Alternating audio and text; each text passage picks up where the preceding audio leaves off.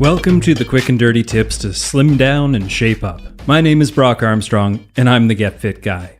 So, you've been going out for jogs, hitting the gym, riding your bike to work, taking the stairs instead of the elevator, using your standing workstation instead of sitting on your butt all day, and, well, you're feeling great.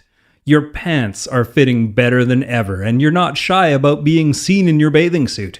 You can walk for hours without getting fatigued. You can carry on a conversation while you walk up a few flights of stairs, and you don't think twice about joining in a game of shinny with your friends. And yet, something is still missing. Something about your new fit life is eluding you. You want to be able to measure and quantify your physical fitness levels, and not just by looking at a number on the bathroom scale. You want something bigger. You want something more meaningful. To best determine whether you're at the peak of physical health, you can use any number of physical fitness tests that are out there. And as you'll find out, there are tons of different tests to check various aspects of physical well-being. There are tests that focus on gauging your strength, measuring your stamina, and quantifying your flexibility. There are tests that focus on one particular physical trait or a combination of 2, 3, or 10, and even some tests that strive to measure your overall physical fitness. Now, before we get into some of the most popular and interesting tests that I could find publicly available, let's talk about what makes a test, any test, worthwhile. Consideration must be given not only to the results of the test, but also to the rigor of the testing criteria. And the word rigor refers to the extent to which the testing criteria works to enhance the quality of the tests. In quantitative research, this is achieved through measurement of validity and reliability. In order for test data to be of value and of use, they must contain both. Now let's look at validity first. Does the test measure what it's supposed to? For example, timing a long endurance run would not be a valid measure of explosive strength, but it would be a valid way to measure aerobic fitness. For our purposes, this is pretty much common sense, so this should not cause us much trouble. The second one is reliability. Is the test consistent or repeatable? If no variables are changed aside from your level of fitness, a reliable test that is repeated over and over again should not yield different results. Now, for our purposes, this is a tough one. Wind, heat, cold, hydration status, recovery state, illness, even lack of sleep can influence the reliability of our tests. But then again, we're not trying to land a bike on the moon, so we'll just have to do the best to control the variables that we can.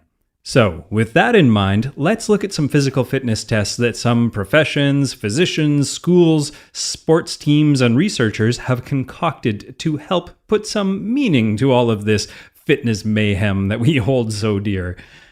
In today's episode, we're going to look at the following fitness tests: the Canadian Forces Express Test, the Utah Peace Officers Standards and Training Certification, the Bruce Test, the Marine Corps Physical Fitness Test, the Navy SEAL Fitness Test, and the Seattle Fire Department's Candidate Physical Ability Test. Now, I know it's going to be hard to envision these just listening to what I'm listing, so for clarification, make sure to go to getfitguy.quickanddirtytips.com and look for episode 355 so you can read each one of these tests. Now, since I'm a Canadian, let's start with the Great White North. Number 1, the Canadian Forces Express Test.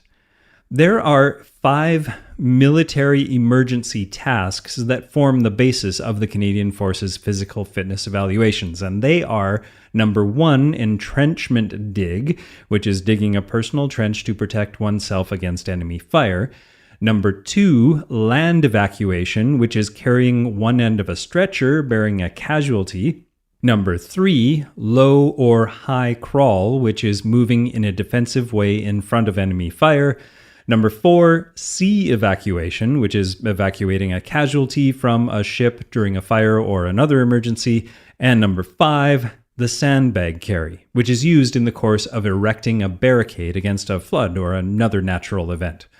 Given the logistics of these 5 common tasks as an annual evaluation for all the Canadian Forces personnel, the CF Express test measures and evaluates using the following activities. Aerobic capacity by using a 20-meter shuttle run, which is running back and forth between 2 points. Muscular strength by using a hand grip test. Abdominal muscular endurance by just counting the amount of sit-ups that you can do with perfect form and no rest. And upper body muscular endurance by counting the number of push-ups you can do, again with perfect form and with no rest. This one is pretty specific to the tasks that are asked of the Canadian Forces, but it's not completely unrelatable to us general public folks. At its core, it's pretty widely functional, and by that I mean useful in real life, and we would all be safer and more self-sufficient if we could pass this test, so I won't go picking what I perceive to be holes in it. Instead, let's look at the next one. Number 2, the Utah Peace Officer Standards and Training Certification. To pass this certification, a person must be able to do Number 1, run 1.5 miles in 15 minutes and 37 seconds or less. Number 2, do 16 consecutive push-ups with no rest. Number 3, jump 15 inches vertically. Number 4, do 25 sit-ups in 1 minute or less. And number 5, run 300 meters in 70 seconds or less. Now, I like this one even more than the first one because it includes the vertical jump test, which can quantify explosive strength, and it incorporates both a distance run and a sprint, which measures both aerobic and anaerobic fitness. But I can't help but notice that it lacks a grip strength test, and more specifically, some pull-ups. Okay, now, on to number 3, the Bruce test. Now, this test is quite different from the first two because it was specifically designed to evaluate cardiovascular performance. The Bruce test is often known as the clinical treadmill stress test, which is traditionally used to diagnose patients with suspected heart diseases because the results could point to coronary problems. Today, this physical fitness test is also used to measure VO2 max, or maximum oxygen intake among athletes. To do this test, you begin on a treadmill at a manageable pace and incline. At certain intervals, both the incline and the treadmill speed is increased and increased and increased until your threshold is reached.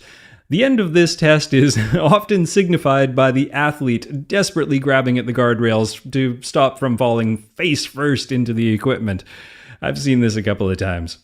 Now, VO2 max is actually calculated by measuring the amount of oxygen consumption per minute during the exercise protocol.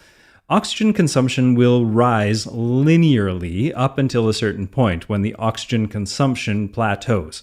This usually happens when the exercise intensity increases beyond threshold and the CO2 and lactic acid rises beyond the body's ability to clear it faster than it is manufacturing it. And this number, when the oxygen consumption has reached a maximum, is called the VO2 max. Now, the VO2 max can be used as a gauge of general cardiovascular health and also to monitor progression of fitness with various types of training. It can also be useful to identify the calories that are burned during different levels of workouts by linking the results to the athlete's heart rate. Now, the problem is that you generally need to work with trainers who are skilled in exercise physiology to use the information effectively and build a nutrition and training protocol.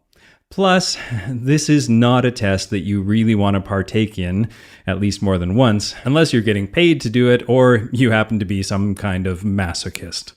All right, number 4 is the Marine Corps Physical Fitness Test. And in this test, well, they use a confusingly complicated equation to determine your fitness.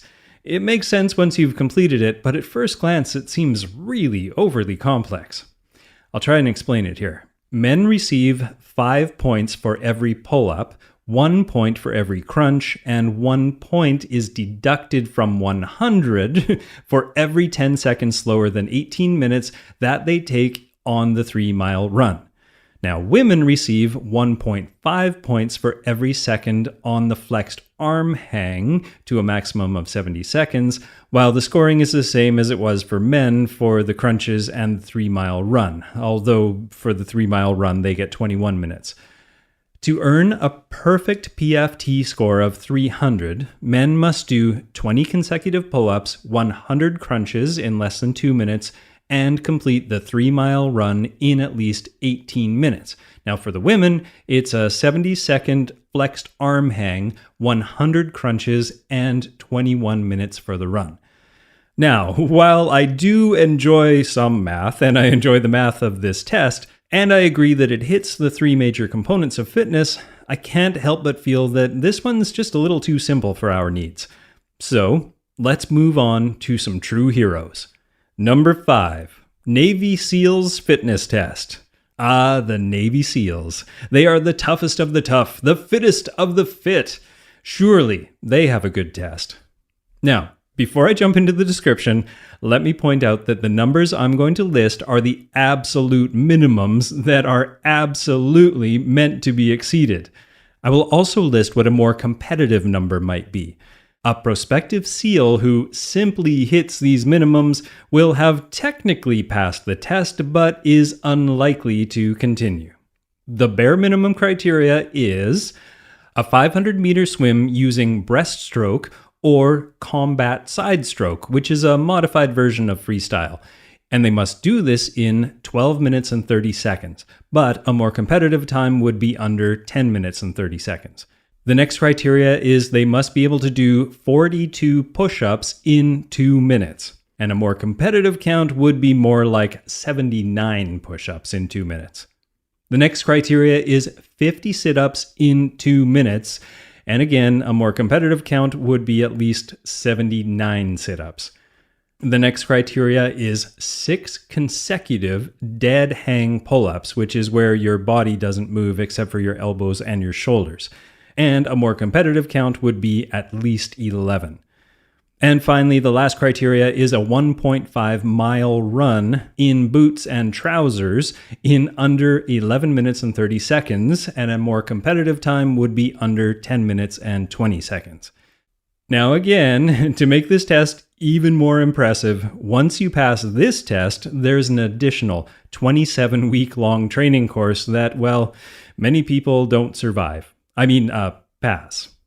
And number 6 is the Seattle Fire Department's Candidate Physical Ability Test. Now this one is impressive and a little nutty, but what would you expect from firefighters? These are the folks who need to be ready for pretty much anything. A burning building, a natural disaster, a massive car accident, a raging inferno, and of course, a cat in a tree. You have to be fit for all of that, right? Now, before I start listing the activities, it's important to know that during this test, you must wear long pants, a safety helmet, gloves, and a 50-pound weight vest while completing the following activities. And the first activity is a stair climb. While carrying 2 additional 12.5-pound shoulder weights, the candidates must climb a Stairmaster at level 3, which is 50 steps per minute for 20 seconds, and then 3 minutes at level 4, which is 60 steps per minute. Then they go on to the hose drag.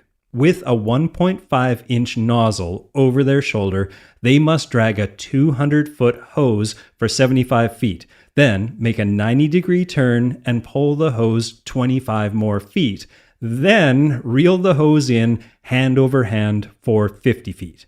Then they go on to the equipment carry. They must carry 2 heavy power saws for 75 feet to a marker and back.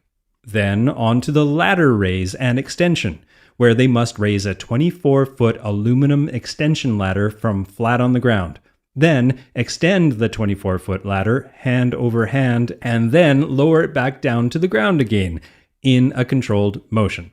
Then they go on to the forcible entry, where they must strike a forcible entry cumulative force measuring device, which kind of looks like one of those sledgehammer games at a carnival, but turned sideways.